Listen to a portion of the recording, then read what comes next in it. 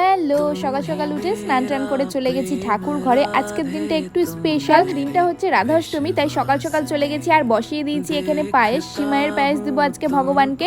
তো জন্মাষ্টমীর মতো অত বড় করে অত আয়োজন করি, শুধু রান্নার মধ্যে পায়েসটাই করে দিয়েছিলাম। আর এইদিকে বেড়ে নিয়ে তুলসী পাতা দিয়ে রেখে দিচ্ছি, কারণ এখন গোছানো বাকি রয়েছে। পায়েসটা আগে আমি করে নিয়েছি, কারণ গরম গরম যেমন আমরাও খেতে পারি না, ভগবানও সেরকম খেতে পারে না, তাই পায়েসটা করে আগে ঠান্ডা হতে রেখে দিয়েছিলাম। এরপর ঠাকুরকে অভিষেক করিয়ে জামা কাপড় পরিয়ে নিজের মতো করে সাজিয়েছিলাম। সেদিন ভগবানকে কেমন লাগছে অবশ্যই কিন্তু কমেন্টে জানিও। আর রিসেন্টলি বড়মা গেছিল বৃন্দাবনে ঘুরতে, তো সেখান থেকে গোপুর জন্য এই ড্রেস আর পাগড়িটা এনেছিল। ভাবলাম আজকের দিনে এই ড্রেসটাই পরানো যাক, আর এই ড্রেসটা পরে কিন্তু খুবই সুন্দর লাগছিল গোপুকে দেখতে। এরপর আমি সব গুছিয়ে নিয়েছি এদিকে, আর তারপর আমি মাকে ডেকে নিলাম। মা আর আমি মিলে এখন পুজো করতে বসেছি। মা পেছনে বসে ঘন্টা বাজাচ্ছিল আর আমি এখানে আরতি করছিলাম।